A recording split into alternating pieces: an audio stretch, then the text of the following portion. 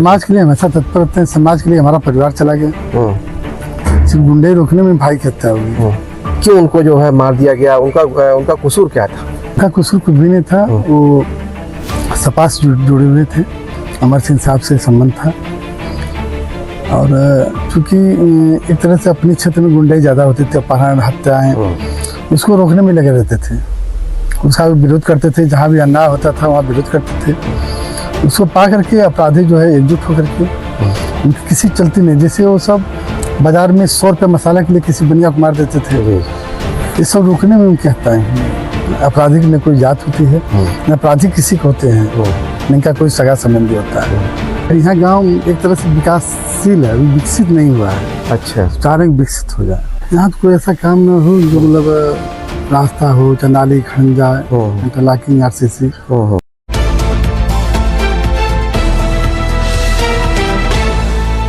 अभिवादन स्वीकार कीजिए शमीम जराजपुरी का। आप देख रहे हैं खबरों नज़र चैनल। दर्शकों, मैं इस वक्त मौजूद हूँ मेहनगर ब्लॉक क्षेत्र के डीहा गांव में, और मेरे साथ बातचीत करने के लिए मौजूद है समाज सेवी और जनता की समस्याओं को लेकर और जनता की परेशानियों को लेकर संघर्ष करने वाले, उनके दुख दर्द में काम आने वाले यशवंत सिंह गप्पू सिंह, जो किसी परिचय के मोहताज नहीं है। एक ऐतिहासिक घराने से आपका संबंध है। गप्पू सिंह, क्या कहना है, किस तरह से आप डीहा गांव की जो जनता है, जो लोग हैं, उनका दिल जीतते हैं, और वो कौन सा कारण है कि प्रधानी आपके घर में रही बराबर?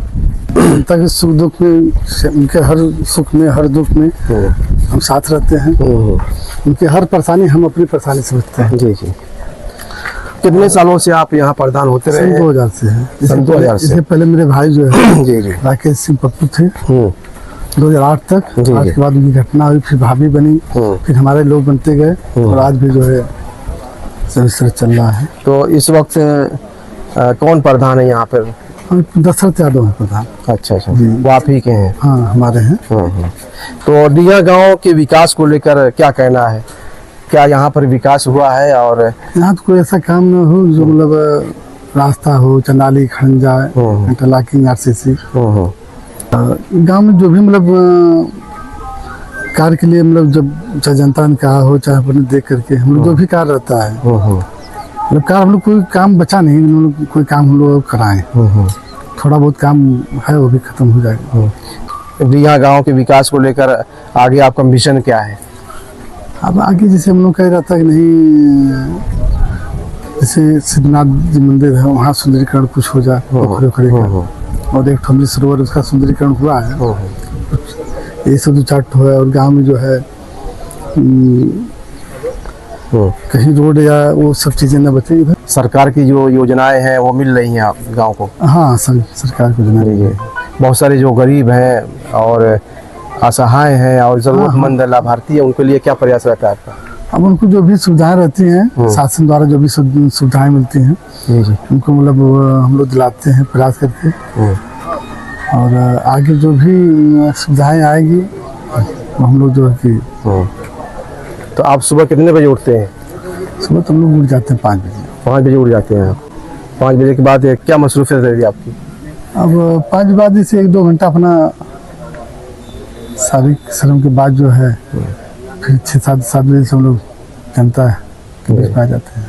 तो गप्पू सिंह का क्या सपना है और क्या ख्वाब आपका है? क्या बनने का भविष्य में? हम तो इसी तरह रहते हैं, किसी तरह जनता की सेवा करते रहे, और परिवार में हैं, बालक हैं, हम लोग अपना आगे जाए। आपके कितने बेटे हैं? अब हमारे और भैया मिला के 4 बेटे, 2 बेटियां हैं। आपका बेटा क्या कर रहा है? बेटा ग्रेजुएशन कर रहा है। अच्छा। और छोटे जो हैं वो सब राजस्थान में पढ़ाई कर रहे हैं। तो बेटों को क्या बनाने का सपना है? Doctor, engineer? डॉक्टर बन जाए, IAS IPS क्या बनाना है? डॉक्टर बन जाए, PSC फाइनल कर ले और क्षेत्र की सेवा करें। जी जी। तो इस वक्त आप किस पार्टी में हैं? बीजेपी में है, भाजपा में। जी। तो बीजेपी को लेकर क्या कहना है, और मौजूदा जो सरकार है? बीजेपी से इससे पहले हमारा क्षेत्र बहुत मतलब अशांत रहता था। बीजेपी के आने के बाद जो है थोड़ा सुकून है। तो लॉ एंड ऑर्डर को लेकर बहुत लॉ एंड ऑर्डर तो कोई मतलब पूछने लायक नहीं, उससे अच्छा जी और गरीबों को राशन मिलना, ये सब भी कहीं न कहीं बहुत पॉजिटिव है। और विपक्ष जिस तरह से आरोप लगाता रहता है कि बीजेपी सरकार में जो है लोग सुरक्षित नहीं है और कानून व्यवस्था जो है नहीं, कानून व्यवस्था के मामले में तो मतलब कोई नहीं कह पाएगा।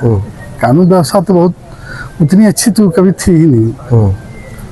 आप विपक्ष का काम है कि आरोप लगाना। विकास को लेकर क्या कहना है? विपक्ष तो ये भी कहता है कि आजमगढ़ में जो भी विकास हुआ वो सपा की देन है। हाँ, कुछ काम तो माननीय नेताजी के द्वारा तो हुआ ही है, इसको कोई नकार पाएगा नहीं।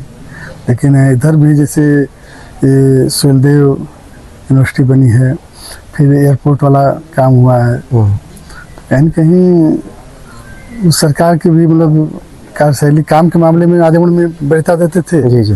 महाराज जी की भी बुलडोजर एक्शन को लेकर आपका क्या कहना है? बुलडोजर की कार्रवाई हो रही है, क्या बुलडोजर जात बिरादरी और धर्म देखकर जो चल रहा है इसको आप किस तरह देखते हैं? नहीं, ऐसा नहीं है। ये सिर्फ अपराधियों के खिलाफ है, चाहे कोई अपराधी हो उनको बख्शा नहीं जाता है। और जात बिरादरी का कहीं मसला नहीं इस टाइप से। अपराधी इस शासन में सबसे ज्यादा अपराधी मारे गए, 16 अपराधी मारे गए। तो डिया गांव को आप कैसा देखना चाहते हैं और इसको जो है विकास को लेकर जो है यहाँ पर आप क्या करना चाहते हैं? डिया गांव एक तरह से विकासशील है, अभी विकसित नहीं हुआ है। अच्छा, चाह रहे विकसित हो जाए। तो कितनी आबादी होगी यहाँ पर? आबादी तो लगभग 4.5 हजार है। तो समाज की सेवाओं को लेकर क्या कहना है और किस तरह से आप समाज के लिए जो है समर्पित? समाज के लिए हमेशा तत्पर रहते हैं। समाज के लिए हमारा परिवार चला गया। सिर्फ गुंडे रोकने में भाई की हत्या हुई। भाई साहब की हत्या कब हुई थी? 2008 में, अप्रैल में, 26 अप्रैल 2008 को। पप्पू सिंह डिया, ईश्वर उनको उनकी आत्मा को शांति दे और आप लोगों को सब्र दे। बड़ा नाम उनका सुनते थे और क्या कहना है, उनकी क्या सोच थी? वो जो है कैसा समाज देखना चाहते थे और अपने गांव को कहाँ ले जाना चाहते थे और क्या सोच थी उनकी, और क्यों उनको जो है मार दिया गया? उनका कसूर क्या था? और जो लोग मानने वाले थे क्यों मारे उनको? जो उनका कसूर कुछ भी नहीं था। वो सपा से जुड़े हुए थे, अमर सिंह साहब से संबंध था। और चूंकि एक तरह से अपने क्षेत्र में गुंडाई ज़्यादा होती थी, अपहरण, हत्याएं, उसको रोकने में लगे रहते थे। उसका विरोध करते थे, जहाँ भी अन्याय होता था वहाँ विरोध करते थे।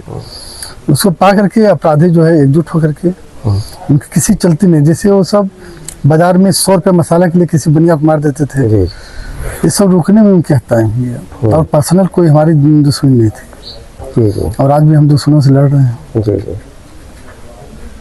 तो आप दुश्मनों से लड़ रहे हैं, तो अपराधियों के खिलाफ लड़ रहे हैं, तो क्या कहना है? ये जो अपराधी हैं इनका कोई धर्म? अपराधी कोई जात नहीं होती है। जी जी। अपराधी की न कोई जात होती है, न अपराधी किसी को होते हैं, इनका कोई सगा संबंधी होता है। मैं आपके यहाँ बैठा हुआ था तो हमने देखा कि कुछ गरीब आए, आपने उनकी मदद किया और उनके दुख दर्द में आप शरीक थे। आप लोगों की ये जो सेवा है, इसको हम देखते हैं कि या इस तरह के जितने भी घराने हैं जो गरीबों की मदद करते हैं और मजलूमों के, पीड़ितों के साथ खड़े रहते हैं और दाहिने हाथ से देते हैं, बाएं को पता नहीं चलता है, क्या मीडिया जो है इन सब चीज़ों को जो है नहीं दिखाता है या उसको दबा दी जाती है? हम लोग नहीं चाहते कि कोई मतलब ये सब कोई जाने भी। अच्छा। तो आप मतलब थोड़ा बहुत एहसास हो, हम नहीं चाह रहे थे कोई भी इसके बारे में जाने कि हम क्या करते हैं। हमारा क्षेत्र के लोगों द्वारा मालूम होगा कि नहीं हम क्या हैं या क्या करते हैं। जी जी। अगर हम उनकी मदद करते हैं तो ऊपर वाला हमारी भी मदद करेगा। जी जी। हमारा कुछ नहीं यहाँ है, सब उन्हीं का है, ऊपर वाले का है। आज हम देखते हैं कि नौजवानों के हाथ में मोबाइल है और मोबाइल में अपना दिन खराब करते हैं। मोबाइल तो गलत है। मोबाइल जो है इतना ज़्यादा नहीं रखना चाहिए कि मोबाइल का जब से प्रयोग बढ़ा तब से युवा पीढ़ी ये नहीं समझ पाती कि हमारा माँ बाप है, भाई कौन है, वो सिर्फ उस मोबाइल में ही व्यस्त रहती है। तो ये तो कम प्रयोग होना चाहिए। अब कुछ मामले में ठीक भी है कि जैसे आप यूपीएससी तैयारी कर रहे हैं उससे आप कर सकते हैं, लेकिन कहीं कहीं ये नुकसानदायक भी है। 5 साल बच्चे, 8 साल बच्चे, 10 साल बच्चे जो है उनको लत लग गई है। तो कितने सालों तक बच्चों के हाथों में मोबाइल नहीं देना चाहिए? कम से कम 15 साल 15 साल 15 साल बाहर खाने के। आज हम देख रहे हैं कि घरों में औरतें भी मोबाइल में हाँ, मसरूफ रहती हैं, बिजी रहती हैं, गेम में खेल रही हैं और सीरियल देख रही हैं और मोबाइल दिमाग से खेल रही हाँ, मोबाइल दिमाग से खेल रही है। जी जी। तो घर की औरतें जो है और जिम्मेदार अगर मोबाइल में बिजी है तो उससे बच्चों पर कितना बुरा असर पड़ रहा है। बच्चों की परवरिश जो होना चाहिए, जो विकास होना चाहिए, वो विकास नहीं हो पा रहा है। जी जी बच्चे माँ के देख रहे हैं, मोबाइल चला रही हैं, बच्चे भी इसमें लग जाते हैं। जी। आप थे यशवंत सिंह उर्फ गप्पू सिंह, जो स्वर्गीय पप्पू सिंह डीहा के आप छोटे भाई हैं। आप हमसे बातचीत कर रहे थे। खबरों नजर चैनल के लिए शमीम जराजपुरी, आजमगढ़।